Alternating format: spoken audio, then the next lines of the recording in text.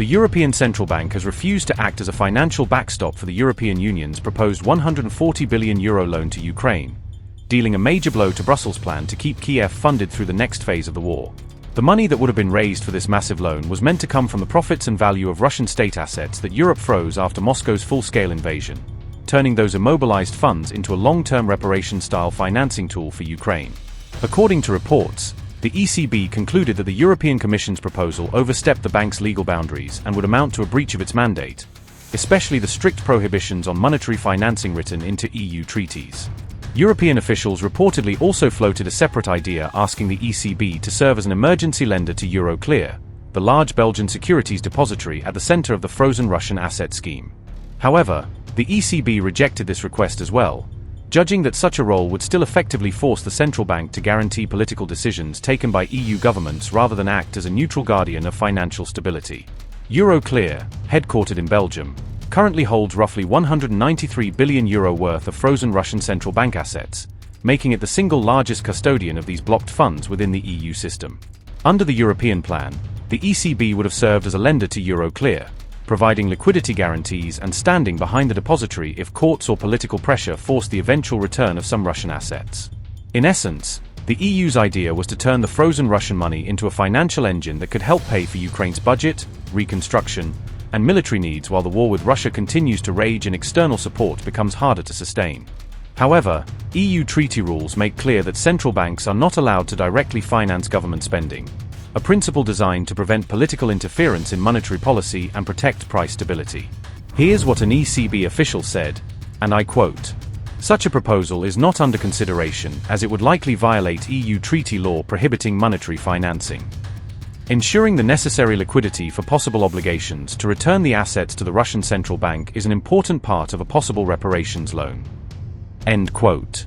Following the ECB's firm refusal, EU officials have begun sketching out alternative designs that would keep the Ukraine support plan alive while avoiding any direct use of the central bank's balance sheet.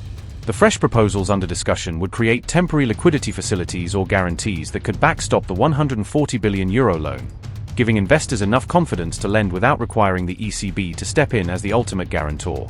At the same time, a senior Russian banking figure has issued sharp warnings to European governments, telling them that any attempt to tap frozen Russian funds will provoke a serious response from Moscow. Andrei Kostin has publicly stated that Russia would retaliate economically and legally if the EU pushed ahead with using its seized assets to finance a massive loan package for Ukraine. Kostin also warned that Moscow could initiate legal battles that drag on for decades, promising up to 50 years of court disputes and arbitration cases over the ownership and use of the frozen funds. Belgium, which hosts Euroclear and therefore holds much of the Russian money, has itself been cautious, worried that moving ahead with a reparations loan could make it a prime target for Russian lawsuits and countermeasures.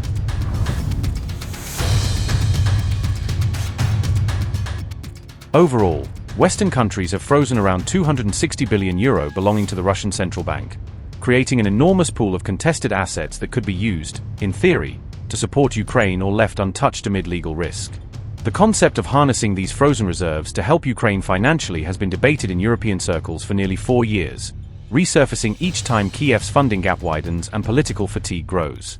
Belgium's Prime Minister has cautioned that unilaterally repurposing Russian assets for Ukraine might trigger serious economic fallout, including potential capital flight and damage to Europe's reputation as a safe place to hold reserves.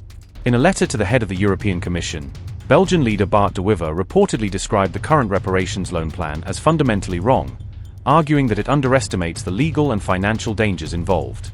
De Wever has demanded that the EU agree to a legally binding burden-sharing arrangement, ensuring that Belgium is not left carrying the bulk of the risk if courts force repayment or compensation related to the Russian funds.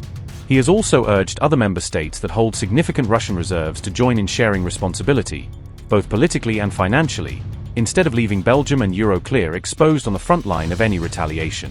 Beyond Belgium's large holdings, roughly €25 billion in Russian assets are frozen in other EU countries, with France and Luxembourg among the main jurisdictions where these reserves remain blocked and politically sensitive.